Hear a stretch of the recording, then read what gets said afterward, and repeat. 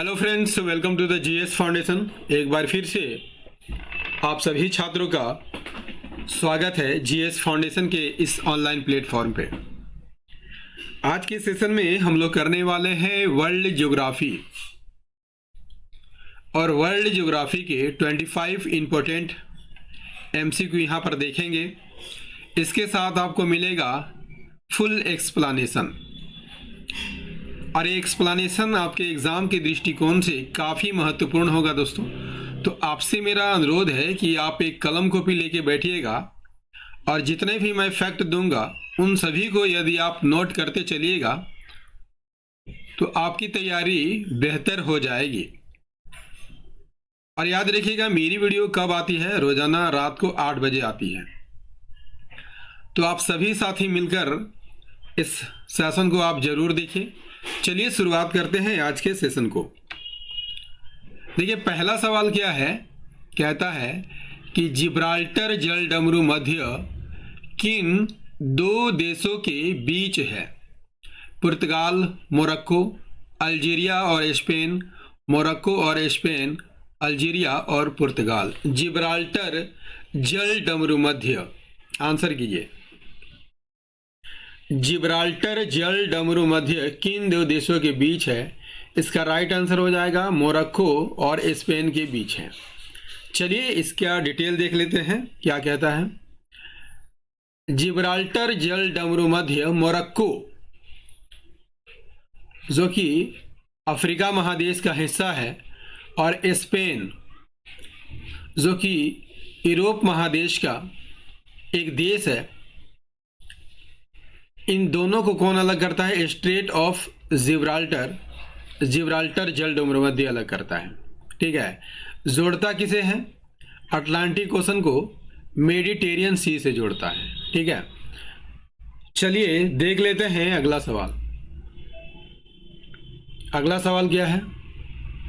कौन सी नहर विकसित देशों और विकासशील देशों के बीच नहर कहलाता है? पनामा नहर, सुएज नहर, कील नहर या ग्रैंड नहर? कौन सी नहर विकसित देशों और विकासशील देशों के बीच नहर है? राइट आंसर हो जाएगा दोस्तों सुएज नहर। सुएज नहर की बात कर लिया जाए तो ये मिस्र में है। ठीक है, कहाँ पर है? मिस्र में है, और मिस्र के सिनाई प्रदेश को काटकर बनाया गया है। सिनाई प्रदेश को काटकर बनाया गया है। ठीक है, आइए इसका डिटेल देख लेते हैं।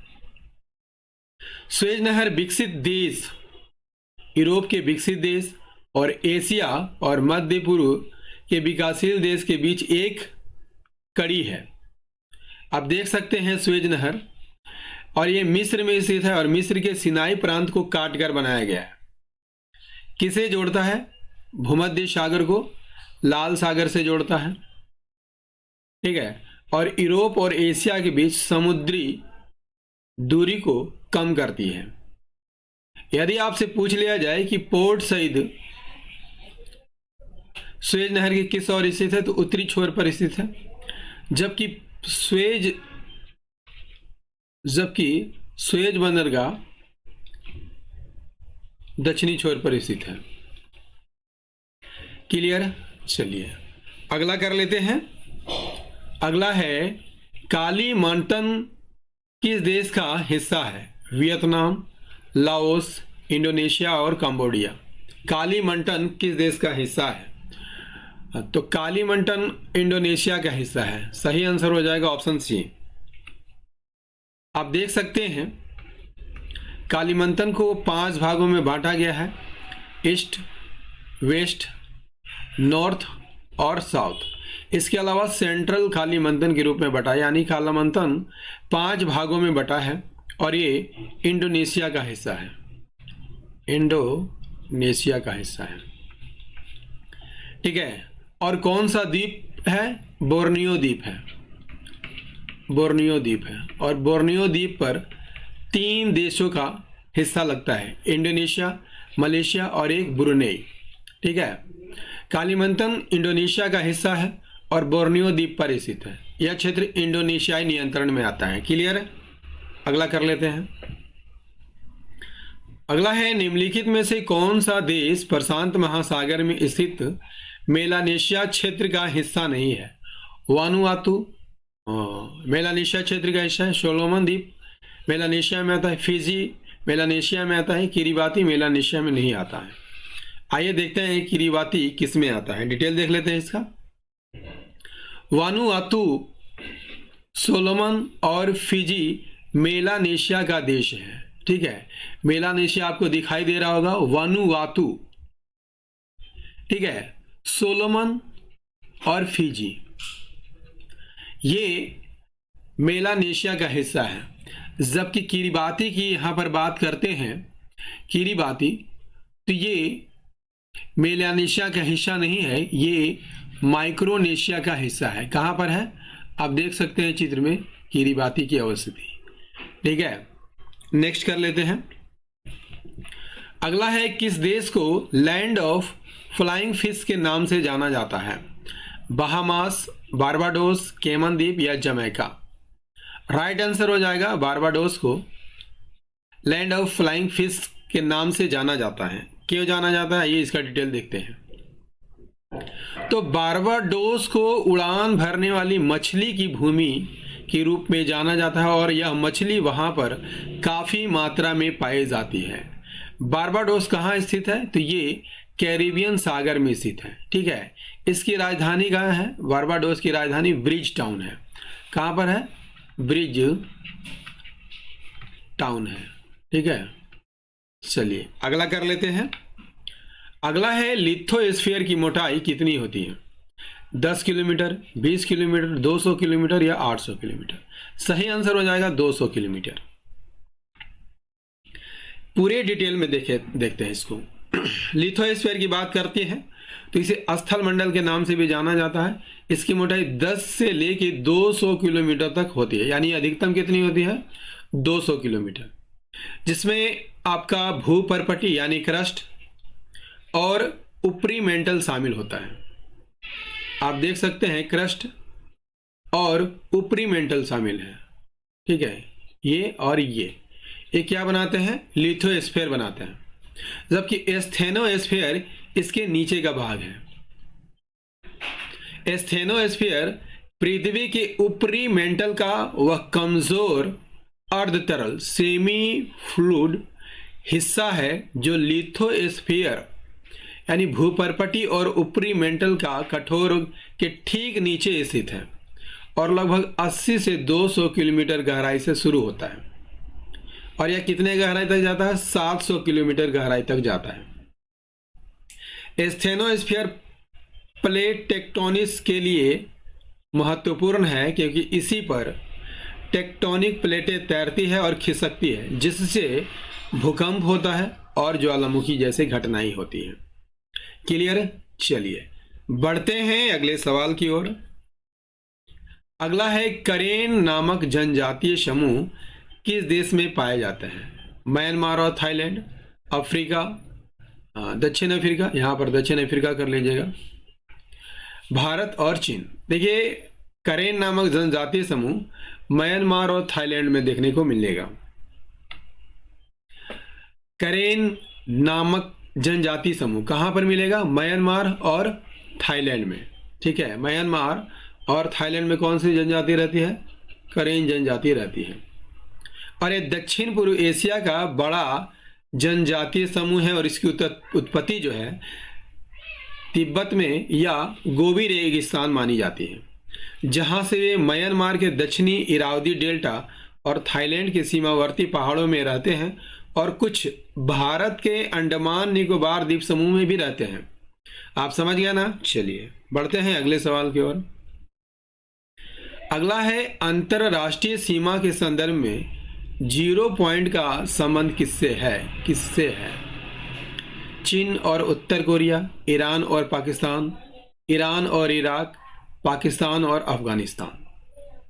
इसका राइट आंसर हो जाएगा ऑप्शन बी, ईरान और पाकिस्तान के बीच है। आइए इसे चित्र से समझते हैं। आप देख सकते हैं ये रेखा किसके बीच है? ईरान और पाकिस्तान के बीच है। सीमावर्ती क्षेत्र जहां ईरान और पाकिस्तान की सीमाएं मिलती है और इसे अक्सर जीरो पॉइंट के रूप में जाना जाता है।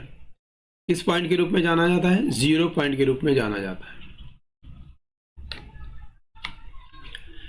नेक्स्ट है, निम्नलिखित में से गलत जोड़ियों को चुनिए। डोमिनिकन गणराज्य की राजधानी सांतो डोमिंगो है, बिल्कुल सही है। अल सल्वाडोर की राजधानी सान सल्वाडोर है। ग्रेनेडा की राजधानी सेंट जॉर्ज है। यहां पर देखिए सभी सही है, ठीक है, यानी कि एक भी जोड़ा गलत नहीं है, यहां सभी सही है। ऑप्शन डी यहां पर सही आंसर हो जाएगा, तीनों जोड़े सही है ना।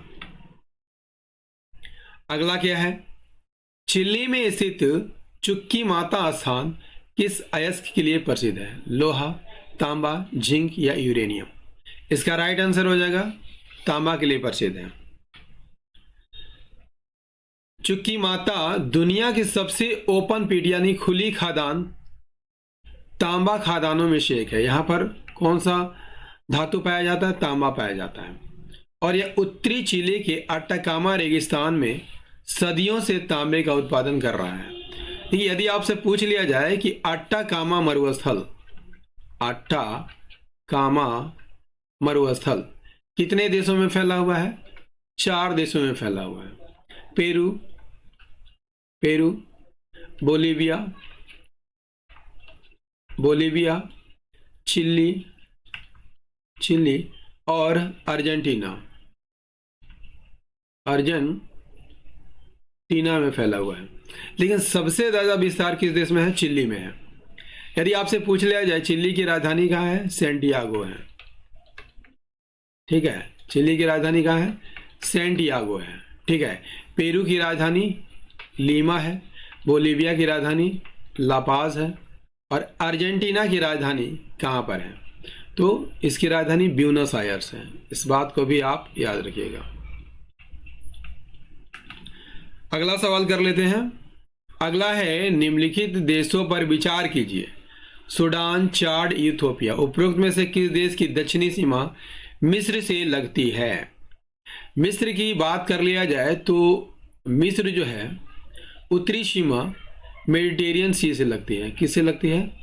मेडिटेरियन सी से लगती है, ठीक है। तो इसमें से कोई भी ऐसा देश नहीं है जिसकी सीमा मिस्र से लगती है, ठीक है। तो डी ऑप्शन बना लेते हैं, none of these. Option D सही आंसर हो जाएगा।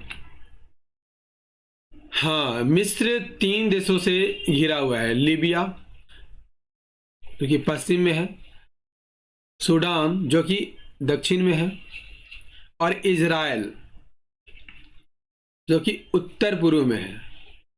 क्लियर? और ये अपनी स्थलीय सीमा साझा करते हैं। उत्तर में कौन सा है? मेडिटेरियन सी। क्लियर? चलिए अगला है, निम्नलिखित कथनों पर विचार कीजिए। बालियारिक द्वीप समूह भूमध्य सागर में स्थित है, बिल्कुल सही है। कोर्सिका और सार्दिनिया द्वीप इटली के पश्चिम में स्थित है, बिल्कुल सही है। ये दोनों कथन यहाँ पर सही है। ऑप्शन सी यहाँ पर राइट आंसर हो जाएगा। बालियारिक द्वीप आप देख सकते हैं चित्र में, बालियारिक आइसलैंड भूमध्य सागर में स्थित है। और यदि आपसे पूछ लिया जाए ये किसका हिस्सा है, याद रखिएगा ये स्पेन का हिस्सा है। किसका हिस्सा है? स्पेन का हिस्सा है। कोर्सिका और सार्दिनिया की बात कर लिया जाए तो ये द्वीप इटली के पश्चिम में स्थित है। कहाँ स्थित है?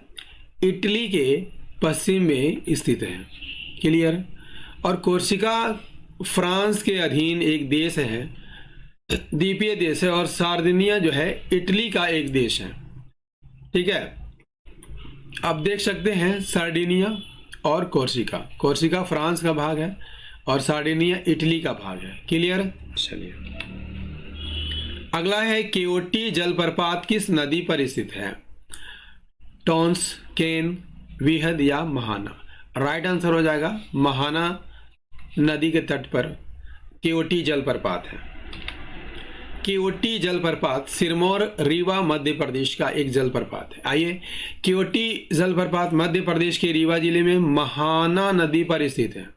और यह जलप्रपात टोंस नदी की एक सहायक नदी महाना नदी द्वारा बनाया गया है। क्लियर।